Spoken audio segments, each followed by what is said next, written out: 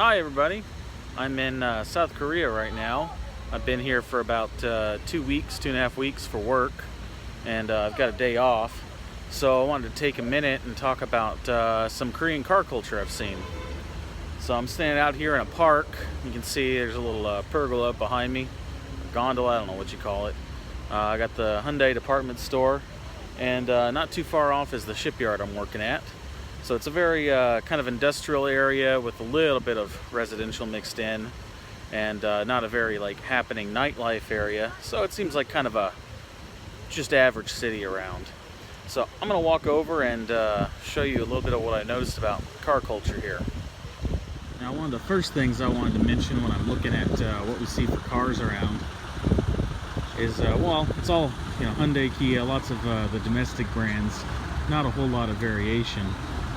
One of the biggest things you notice, almost every color car is white, silver, or black. I mean, there's a yellow bus thing, I don't know what that is, but everybody's personal vehicle is white, silver, black, or some kind of variation of silver. So when you look at all the cars coming along here, silver, slightly different silver. Oh, look, there's some kind of mint. Black, silver, black. Oh, look, all right, we got an orange, all right, silver, another moped. All right, so it's not like every color out there is black or silver, but a lot of the car colors here are black or silver. So there's not as much variation.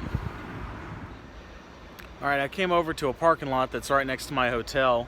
This is a Saturday afternoon, and it's pretty full, so I guess it's for people who live around here and not necessarily everybody working at the shipyard during the week. And I wanted to show you, on average, what we have around in this parking lot in terms of car types and colors. Okay, so let's look at what we've got in this parking lot in terms of colors right off the bat. Not even looking at the makes of the cars. We have dark gray, almost black, silver gray, silver, white, silver, slightly different silver, very dark color, almost black, white, silver, white, and black down there. Let's come over here. Dark gray, off-white, that's different. Dark silver, off silver, white, two-tone silver, white, silver, white, weird little Suzuki looking thing. And if we go the next row over, it's gonna be the same. Silver, white. Oh, look, we got some color. A red and a green. But otherwise, white, dark gray, white, dark black, something, white, silver. There's that red car again, black, silver, black, silver, off-white maybe? Black, silver, white, black, silver, white, silver. Back to this little green Daewoo.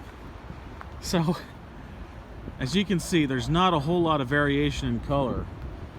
Oh, look, this little red car is also a Daewoo. There's something about Daewoo buyers that makes them say, hey, I don't want something that looks like every other car out there, but I still want a tiny little Daewoo. I better get one in red. And this person went, red's played out. I'll get this weird lime off-color green. Okay. Oh, look at that. There's another red one over there. I think that's a Daewoo too. Alright, so I'm on yet another row of the parking lot. Just come down to walk through and see what we've got. So here at the end is a little white Daewoo. Alright, this is the same car that I've seen this in different colors. Here's a dark gray Daewoo. We got a Hyundai, a red Kia. It's a little bit of a variation. And what's funny is they have little British flag headrests, if you can see inside. I'm not sure what's up with that, but okay. So move on. Hyundai. Now this one, I didn't know what this is. I just looked it up. I guess this is a Renault Samsung, some kind of joint venture sort of thing, or owned by them. But I looked it up, and apparently it was started by Nissan and Samsung back in the 90s, if I remember correct. And then now that Nissan falls under Renault, this is now a Renault Samsung instead of a Nissan Samsung. So, South Korean car I'm totally unfamiliar with. Hyundai. Hyundai. Hyundai. Hyundai. Now this has a Chevy badge, and for those of us in the US, we're probably familiar with this car. I think this is a Chevy Spark in the US, if I remember right. Let's see what they call it here.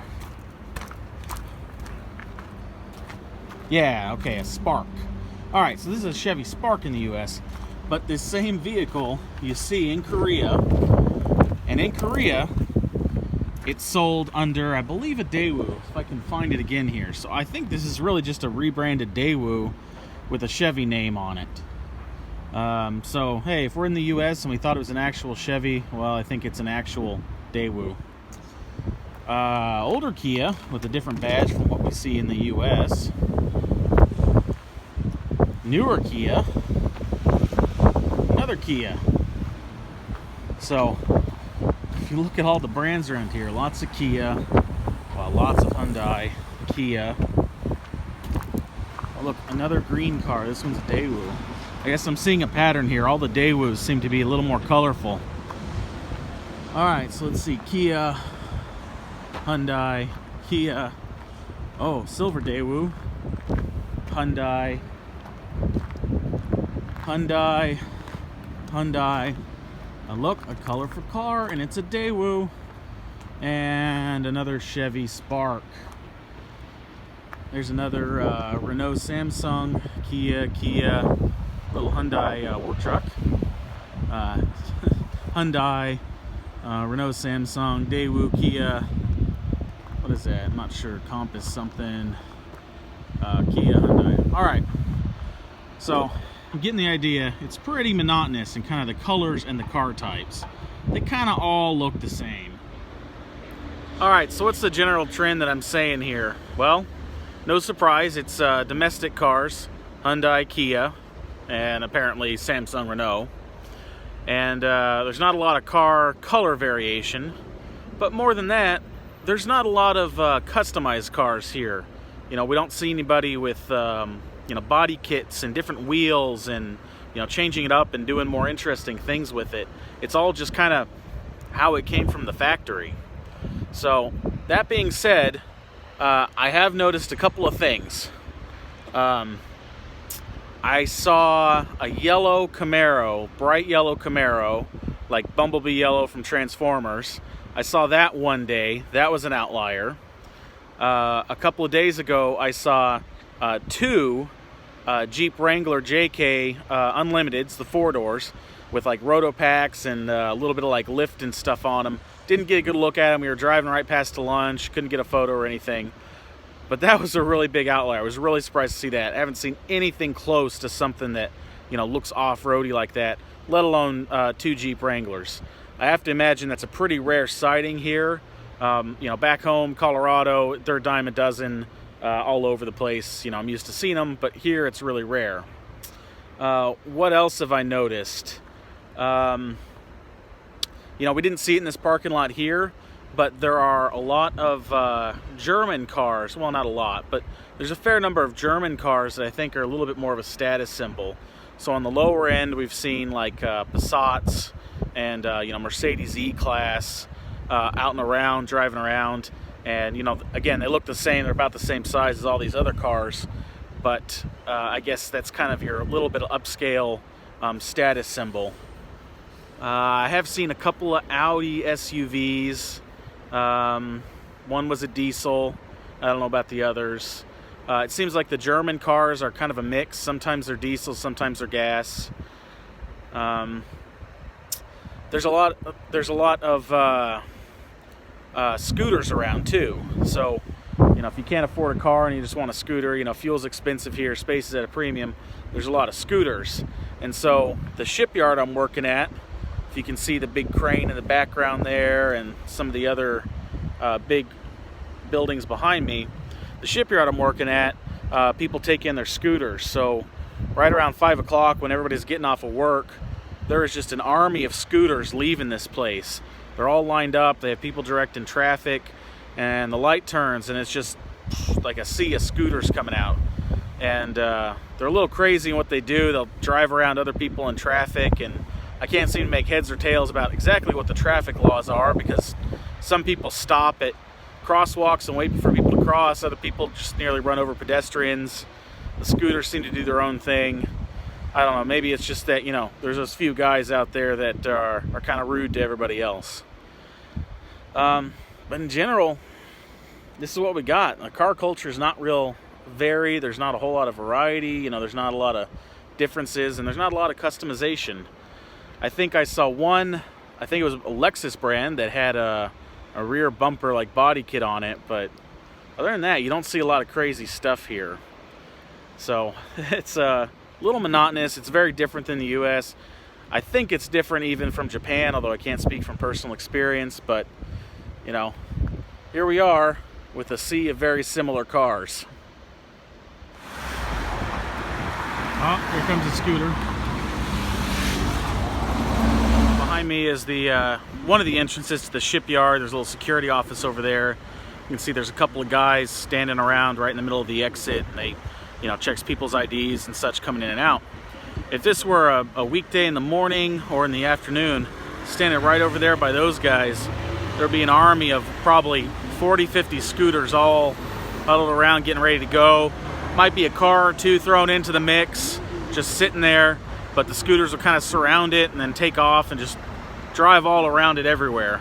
Now it's a Saturday, so it's pretty quiet traffic-wise, but the number of scooters you see around is impressive to me. Not really having any where I come from, and lots of people have them. It seems like a good way to go around here. I totally understand the logic. Weather's pretty reasonable here. It doesn't get super cold. It's cheaper. Another scooter going by. That being said, for as many scooters as you see around, I don't really see a whole lot of motorcycles. I mean, there's a few here and there, things I would call, proper motorcycles, high performance bikes. But there's not a lot of motorcycles. The closest it comes is something that is just barely above a scooter and not quite a proper motorcycle. So I know somebody out there is gonna jump on me and say, hey, even in the US, the majority of the cars you see are gonna be some variation of, gray, silver, white, and black. That's true, because there's a lot of shades of white, there's a lot of shades of black, shades of gray. I'm looking for a 50 Shades of Gray joke here. And there's also just more colors, all right? So even though you could say the same about the US in general, about, silver, gray, black, white, you also see just a lot more colors and then variations in color and shades in color. So yes, I can make that argument. If you sit down and take a good look around, you'll see that, even the US, it's kind of a similar palette for the majority of cars, but we do have a lot more vibrant, fun colors in general out there, and just a little bit more variation in all of our colors, and also the types of car that we have around too. So that's my overall impression from being here. This is my second trip to Korea, and this time I stayed a little bit longer. First trip was about a week, and this one's been about, like I said, 2.5 weeks so far, with a couple of weekends. So I've been out poking around, exploring a little bit, gotten to see a little bit of this area, which again isn't a big touristy area. There's nothing super fun or cool to do around here. That being said, it's been so far been a pretty good trip. It's been fun, and this was one little bit of my observation about the car culture that I've seen so far on this trip. So I'll probably end up doing another video talking a little bit about food and some other cultural things that I've noticed. But hope you enjoyed and got to see a little bit of the slice of the Korean car culture as it is. Thanks for watching.